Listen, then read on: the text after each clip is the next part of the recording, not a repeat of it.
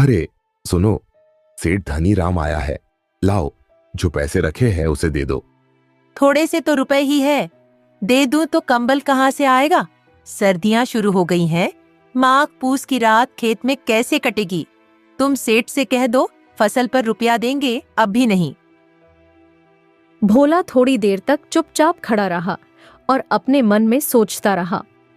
जाड़ा सर पर आ गया है, बिना कंबल के जाड़े की रात कटेगी नहीं, लेकिन बिना पैसे लिए सेठ यहां से जाएगा नहीं। पार्वती, लाओ पैसे दे दो। सेठ मानेगा नहीं, किसी तरह पीछा तो छूटे, कंबल के लिए कोई और इंतजाम कर लेंगे। लाओ पार्वती, अब जल्दी करो, सेठ मानेगा नहीं। कर चुके दूसरा इंतजाम, जरा मैं भी तो सुनूं, कौन सा दूसरा इंतजाम कर लोगे? न जाने सेठ का कितना रुपए बाकी है जो किसी तरह अदा ही नहीं होता। मैं कहती हूँ तुम खेती क्यों नहीं छोड़ देते, मर मर के काम करो, पैदावार हो तो कर्ज अदा करो। ऐसी खेती से बाज आए मैं रुपए ना दूंगी। तभी पीछे से सेठ धनीराम की आवाज आती है। अरे ला भोला, जल्दी कर, इतना वक्त नहीं है मेरे पास। तू कर्ज अदा करता है कि नहीं? कंबल के लिए कोई और इंतजाम कर लेंगे। लाओ पार्वती, अब जल्दी करो, सेठ मानेगा नहीं। हाँ ठीक है, देती हूँ। पार्वती ने जो पैसे कंबल के लिए बचाए थे वह लाकर भोला को देते हुए बोली, न जाने यह सेठ से पीछा कब छूटेगा। तुम अब की खेती छोड़ दो, मजदूरी में रोटी तो खाने को मिलेगी, किसी की धोस तो ना रहेगी। अच्छी खेती है, मजदूरी करके लाओ, वह भी सब कर्ज में झोंक दो। भोला ने रुपए लिए और बाहर चला गया। उसने एक एक पैसा काटकर कुछ पैसे कंबल के लिए जमा किए थे। वह आज निकले जा रहे थे। भोला ने सेठ को पैसे देते हुए कहा, ये लीजिए सेठ जी, अभी मेरे पास इतने ही है। अरे ये तो आधे भी नहीं है, मुझे पूरे पैसे चाहिए। सेठ जी, फसल काटने के बाद आप बाकी के पैसे ले लेना, अभी मेरे पास इतने ही है। ठीक है, तो मैं फसल काटने के बाद ही आऊंगा, और उस समय मुझे मेरे पूरे पैसे चाहिए, वरना तेरे लिए अच्छा नहीं होगा। इतना कहकर सेठ वहां से चला जाता है। भोला ने गहरी सांस भरते हुए कहा, चलो कुछ समय के लिए ही सही, कम से कम पीछा तो छूटा।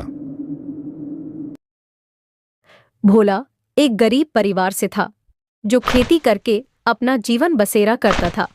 भोला ने खेती करने के लिए सेठ धनीराम से कुछ पैसे कर्ज के रूप में लिए थे, लेकिन लालची सेठ ने कर्ज पर ज्यादा ब्याज लगाकर कर्ज की कीमत दोगुना कर दी थी, जिसे भरते भरते भोला को ठंड में भी पसीने छूट रहे थे। जैसे जैसे समय बीतते जा रहा था, रामपुर गांव में ठंड का आगमन शुरू हो रहा था। एक बार फिर से रामपुर गांव में ठंड ने दस्तक दे दी थी। इसी गांव में एक कमला काकी भी रहती थी। उसके परिवार में कोई भी नहीं था।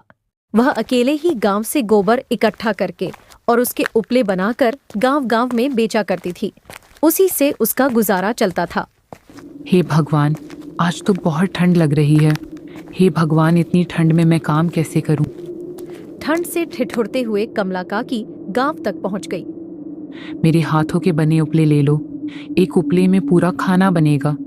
ले लो रे उपले, ले लो, मेरे हाथों के बने उपले ले लो। आज तो कोई उपले लेने ही नहीं आ रहा, ठंड भी बहुत लग रही है। लगता है आज खाली हाथ ही घर लौटना पड़ेगा, मगर लौटूं कैसे? घर में खाने को कुछ नहीं है। उपले बिके तो कुछ पैसे आए, बिना पैसे खाना कहाँ से आए? अरे काकी, रुको जरा, मुझे भी अपने भारी भरकम उपले देती जाओ। हे भगवान, बाहर तो बहुत ठंड है, काकी जरा जल्दी कर दो। हाँ बेटा, अभी करती हूँ। ये लो अपने उपले। काकी पैसे कल ले लेना, अभी मेरे पास छुट्टे नहीं है।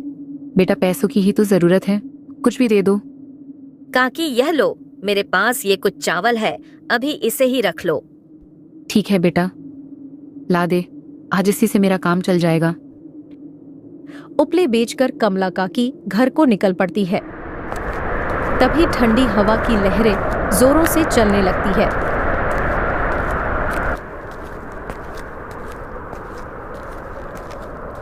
हे भगवान, बहुत ठंड लग रही है। बस किसी तरह घर पहुंच जाऊं तो कंबल ओढ़कर शरीर को गर्म कर लूंगी। बुढ़ापे में अब ये ठंड बर्दाश्त नहीं होती। हे ठंड, तू ही कुछ रहम खा इस बुढ़िया पर। ठंड से ठिठुरती हुई कमला काकी घर पहुंच जाती है और कंबल से अपने शरीर को ढककर आग के पास बैठ जाती है। हे भगवान, कुछ तो राहत मिली ठंड से। आज तो ऐसे लग रहा था मानो बस प्राण निकलने ही वाले हैं। थोड़ा आग और ताप लेती हूँ, इसके बाद वह चावल पका लूंगी। ठंड का कहर इस तरह उमड़ रहा था कि गांव वाले अब ठंड से परेशान हो गए। देखते ही देखते ठंड ने अपना विशाल रूप ले लिया। अंधेरी रात में कड़कती बिजली के साथ जोरदार बारिश हो गई।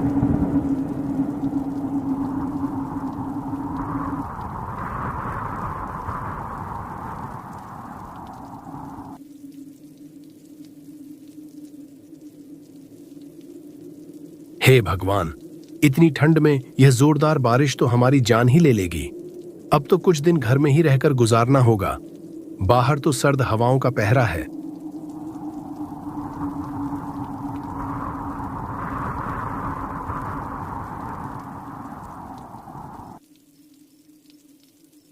पार्वती, ये क्या हो गया? इतनी ठंड में ये जोरदार बारिश भी होने लगी। अगर यह बारिश ऐसे ही होती रही तो मेरी फसलें खराब हो जाएगी। बड़ी मुश्किल से इतनी ठंड में फसल तैयार की है। जी, आप ज्यादा चिंता ना करें। ठंड की पहली बारिश है, सुबह तक खत्म हो जाएगी। भगवान करे ऐसा ही हो, वरना मेरी फसल तो बर्बाद हो जाएगी।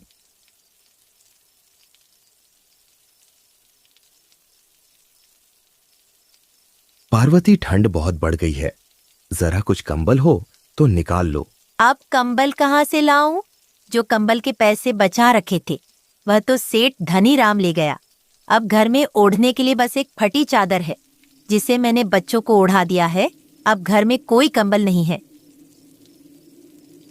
हे भगवान, ये कैसे दिन देखने पड़ रहे हैं। इतनी कड़कती ठंड में ओढ़ने के लिए एक कंबल तक नहीं है। एक काम करो पार्वती, जरा अंगीठी जला दो, थोड़ी गर्माहट तो मिले इस ठंड में। पार्वती ने अंगीठी जलाई और सबने बैठकर आग की गर्माहट ली। पूरी रात बारिश होती रही। बारिश ने तो ठंड में तापमान बिल्कुल ही गिरा दिया। लगातार 3 दिन तक बारिश होती रही। बारिश ने रुकने का नाम नहीं लिया। 3 दिन बाद बारिश रुकी, तब लोगों ने अपने खेत में जाकर देखा। भोला की खेत की सारी फसल खराब हो चुकी थी। हे भगवान, ये क्या हो गया? मेरी फसल बर्बाद हो गई। अब इतनी कड़कती ठंड में हम क्या करेंगे? एक फसल ही तो हमारा सहारा थी, वो भी बर्बाद हो गई। परसों सेठ भी अपना पैसा लेने आएगा और अब तो मेरे पास कंबल खरीदने तक के पैसे नहीं है। हे भगवान, इस भरी ठंड में हमारी सर्दी भरी रातें कैसे कटेगी? भोला घर पहुंचा। पार्वती, तुमने अंगीठी जलाई है क्या? आज ठंड के साथ तेज हवा भी चल रही है। जी, मैंने जला रखी है। बच्चों का ठंड से हाल बेहाल है।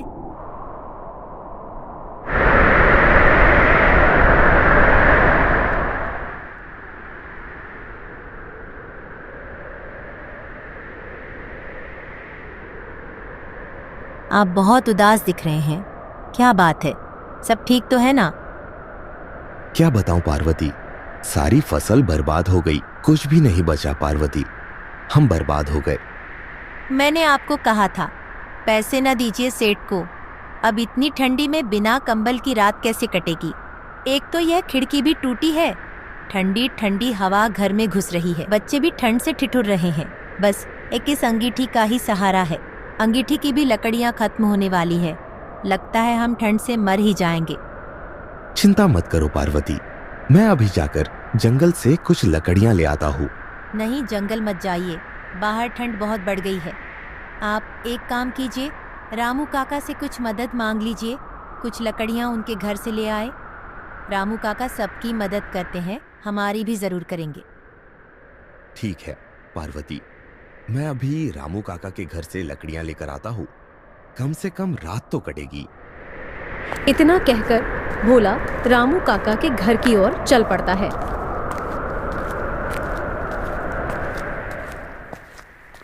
तभी अचानक भारी बर्फबारी होने लगती है। हे भगवान, ये क्या कर रहे हो?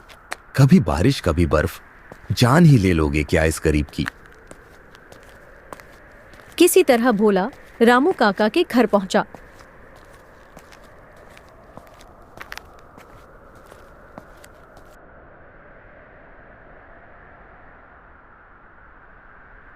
काका, कुछ लकड़ियां दे दो। अभी बहुत ठंड है तो जंगल नहीं जा पाऊंगा। अंगीठी की राख भी ठंडी होने वाली है। हाँ ठीक है भोला, मेरे पास कुछ लकड़ियां हैं, अभी के लिए इसे ले जाओ, लेकिन सुबह जंगल से लकड़ियां ले आना, क्योंकि मेरे पास भी ज्यादा नहीं बची है। ठीक है काका, अभी के लिए कुछ लकड़ियां दे दो। बस किसी तरह यह रात कट जाए। सुबह जंगल से जाकर लकड़ियां ले आऊंगा। भोला लकड़ियां लेकर घर पहुंच जाता है। यह लो पार्वती, ये कुछ लकड़ियां हैं। इसे एक एक करके जलाना, पूरी रात कट जाएगी। ठंड भरी वो रात किसी तरह भोला पार्वती ने गुजार ली। अगली सुबह सेठ भी भोला के घर आ धमका। अरे भोला कहाँ है? बाहर आ, जल्दी से मेरे कर्ज के बाकी के पैसे दे। ठंड बहुत हो रही है, मैं ज्यादा देर रुक नहीं सकता। भोला निराशा भरे मन से बाहर आता है। सेठ जी, मेरी फसल बर्बाद हो गई है। मेरे पास अब एक भी पैसा नहीं बचा है। सेठ जी, कुछ दिन रुक जाइए, फिर मैं कहीं से मजदूरी करके आपकी कर्ज को चुका दूंगा। अरे अब तेरे बहाने और नहीं चलेंगे, मुझे मेरे पैसे चाहिए। और अगर तू कर्ज के पैसे नहीं दे सकता तो अभी से तेरा घर और तेरे खेत दोनों मेरे हुए। जा, अभी इस घर से निकल जा। सेठ जी, रहम खाइए। इतनी ठंड में मैं बच्चों और बीवी को लेकर कहां जाऊंगा? एक इस झोपड़ी के सिवा कोई दूसरा मेरा ठिकाना नहीं है। सेठ जी, कम से कम मेरे बच्चों पर ही रहम खाइए। ये सब मैं नहीं जानता, तू बस अभी इस घर को खाली कर, और जब तक पैसे नहीं देगा ये घर और तेरा खेत वापस नहीं मिलेगा। बेचारा भोला और उसका परिवार ठंड में भटकते हुए कहीं रहने का आसरा ढूंढ रहे थे, मगर उन्हें कहीं कोई आशा की किरण नहीं दिखाई दे रही थी। बहुत ठंड है, मुझसे अब और चला नहीं जाएगा। बच्चों की भी तबीयत बहुत खराब हो रही है। मुन्नी को बुखार चढ़ गया है, और ज्यादा देर ऐसे ही घूमते रहे तो हमारे यहीं पर प्राण निकल जाएंगे। अभी हम यहाँ नहीं रुक सकते। रात होने से पहले हमें सर ढकने के लिए कुछ तो ढूंढना ही होगा। जैसे जैसे दिन ढल रहा है, ठंड बढ़ती जा रही है। बहुत दूर चलते चलते उनको एक झोपड़ी दिखाई देती है। पार्वती, वहां देखो, वहां एक झोपड़ी है। चलो वहां जाकर पूछते हैं।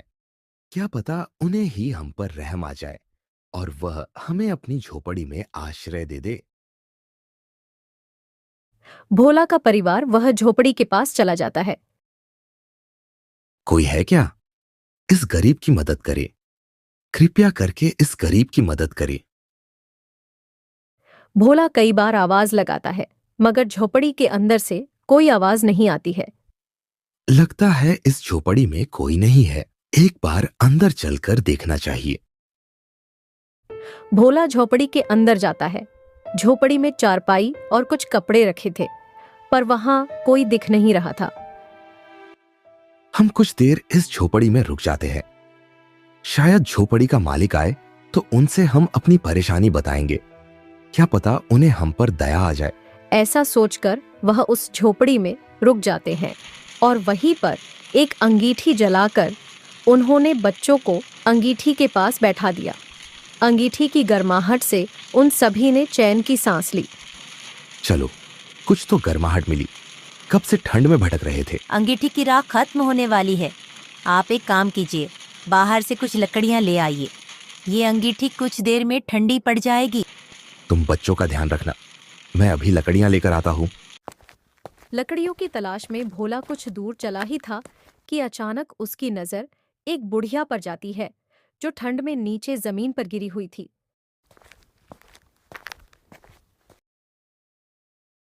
अम्मा उठो। क्या हुआ अम्मा? उठो अम्मा।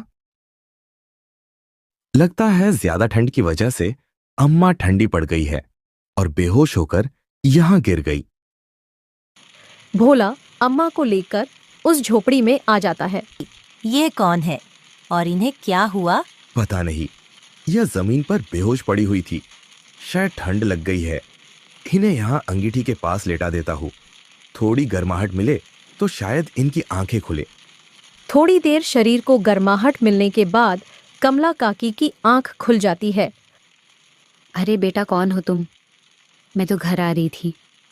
अचानक ठंड की वजह से मैं चक्कर खाकर गिर गई। इसके बाद मुझे कुछ भी याद नहीं। अच्छा अम्मा, तो यह आपका घर है। अम्मा, मैंने जब तुम्हें बेहोश देखा तो मैं तुम्हें उठाकर झोपड़ी में ले आया। लेकिन बेटा, तुम यहाँ कैसे?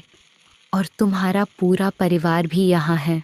भोला कमला काकी को अपने साथ हुई सारी घटना के बारे में बता देता है। हे भगवान, सत्यानाश हो उस जालिम सेठ का, जो इतनी तड़पती ठंड में तुम्हारे बच्चों बीवी सबको घर से बाहर निकाल दिया। अरे कम से कम बच्चों पर ही तरस खा लिया होता।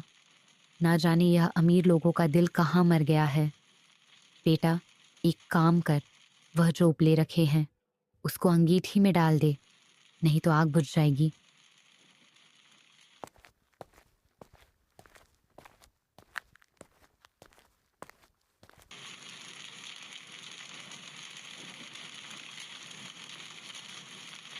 तुम चिंता मत करो बेटा, तुम जब तक चाहे मेरे साथ रह सकते हो। मेरा तो वैसे भी कोई नहीं है और मेरे हाथ पैर भी काम नहीं करते। ये ठंड मुझसे अब बर्दाश्त नहीं होती। इससे अच्छा तो भगवान ही उठा लेता मुझे। अम्मा, ऐसा क्यों बोलती हो? मैं हूं ना, और पार्वती भी है। अब से हम आपका ध्यान रखेंगे। सदा खुश रहो बेटा। लगता है भगवान भी यही चाहते हैं कि तुम मेरे साथ रहो। ठंड भरी रात वह सभी मिलकर किसी तरह गुजार लेते हैं। अगली सुबह गांव में हल्की धूप निकलती है। लोग बहुत खुश होते हैं और सभी घरों के बाहर आते हैं। सभी बाहर बैठकर धूप लेते हैं। देखो अम्मा, इतने दिनों बाद आज धूप निकली है। चलो थोड़ा धूप ले लेते हैं। सभी बाहर बैठकर धूप लेते हैं। इतने दिनों बाद थोड़ा शरीर को राहत मिला है। अच्छा बेटा, मैं चलती हूँ, गांव में उपले बेचने हैं। अम्मा, आप चिंता मत करो, आज उपले में बेच आता हूँ। ठीक है बेटा, अगर तुम्हारी यही इच्छा है तो जाओ। भोला उपलों को लेकर गांव की ओर निकल पड़ता है और गांव-गांव जाकर उपले बेचता है। ये तो बहुत कम पैसे है। केवल उपलों को बेचकर कुछ नहीं हो पाएगा। मुझे कोई और काम भी करना होगा। उपलों को बेचकर आए पैसों से भोला कुछ राशन ले आता है। यह लो पार्वती, ये कुछ राशन है। इससे सबके लिए गर्मा गर्म खिचड़ी बना दो। अम्मा, मैं एक काम करता हूँ, जंगल से जाकर कुछ लकड़ियां ले आता हूँ और उसे भी गांव में बेच दिया करूंगा। इससे थोड़ी बहुत और आमदनी हो जाएगी। ठीक है बेटा, लेकिन अगर तुम लकड़ियां लेना ही चाहते हो तो पश्चिम दिशा की ओर जो जंगल है वहां से लकड़ियां ले आओ। वहां पर बड़े बड़े पेड़ हैं और वहां की लकड़ियां भी काफी गर्म होती हैं। उसे गांव में बेचोगे तो अच्छी कीमत मिलेगी। ठीक है अम्मा, मैं पश्चिम दिशा की ओर ही चला जाता हूँ। इतना कहकर भोला लकड़ी की तलाश में निकल पड़ता है। जंगल के काफी अंदर जाने के बाद भोला को खूब मोटे घने पेड़ दिखाई देते हैं, जो और पेड़ों के मुकाबले काफी मोटे और लंबे थे। भोला वहां से काफी सारी लकड़ियां काटकर ले आता है और गांव-गांव जाकर बेचता है। सारी लकड़ियां बेचने के बाद भोला घर आ जाता है। भोला ने कुछ लकड़ियां घर के लिए भी बचा ली थी। आज सारी लकड़ियां बिक गई और ये कुछ लकड़ियां मैंने हमारे लिए भी बचा ली थी। बाहर बहुत ठंड है, जरा इन लकड़ियों को जला दो तो मेरे शरीर को थोड़ा गर्माहट मिल जाए। फिर पार्वती उन लकड़ियों को जला देती है। उन लकड़ियों के जलते ही पूरा कमरा बिल्कुल गर्म हो जाता है। वह लकड़ियों की आग में न जाने कौन सा तेज था जो पूरे कमरे में गर्मी फैल जाती है। बाहर ठंड की बर्फबारी हो रही थी और खिड़की से आने वाली हवा घर में घुसते ही गर्म हो जा रही थी। इस तरह ठंड भरी रात उस दिन उन सभी के लिए एक गर्माहट भरी रात में बदल गई। अगली सुबह फिर भोला लकड़ियों के लिए जंगल की ओर निकल पड़ता है। लकड़ियां लेकर जब भोला गांव पहुंचा तो भोला की लकड़ियां खरीदने के लिए लोगों की एक भीड़ सी जमा हो गई। भैया जरा मुझे भी अपनी लकड़ियां दे दो, तुम्हारी लकड़ियां तो जलने के बाद बहुत गर्माहट देती हैं। हाँ भोला भाई, मुझे भी ये लकड़ियां चाहिए। ये जलने के बाद इतनी गर्म होती हैं कि रात में कंबल की जरूरत भी नहीं पड़ती। हाँ भैया, आज से पहले मैंने इतनी गर्म लकड़ियां कहीं नहीं देखी। सच में तुम्हारी लकड़ियों में तो अलग ही जादू है। उस दिन बोला कि सारी लकड़ियां चुटकियों में बिक जाती हैं और उसकी काफी अच्छी आमदनी होती है। राशन लेकर बोला घर पहुंच जाता है। इस बार राशन बहुत ज्यादा था। वह लकड़ियां बहुत अच्छी कीमतों पर बिकी है। गांव पहुंचते ही लकड़ियों की तो मानो जैसे लूट ही लग गई थी। अब हम इन लकड़ियों को बेचकर अच्छे पैसे कमा लेंगे। हाँ बेटा, ये बहुत पुरानी लकड़ियां हैं। बहुत समय पहले मेरे दादा परदादा उसी जंगल में रहा करते थे। वहाँ के ज्यादातर पेड़ उन्हीं की देन है। इस तरह भोला लकड़ियों को बेचकर काफी अच्छे पैसे कमाता है और कुछ ही समय में भोला सेठ धनीराम का सारा पैसा लौटा देता है और साथ ही अपना घर और खेत दोनों छुड़वा लेता है। अब भोला और उसका परिवार वापस अपने घर में आ गए थे। कमला काकी भी अब भोला के साथ ही रहा करती थी। भोला ने जंगल से लकड़ियां लाना बंद नहीं किया। इस बार की ठंड गांव पर कहर बनकर तो जरूर टूटी थी, मगर भोला की वजह से अब गांव वालों की सर्दियां बहुत मजे से कट रही थीं।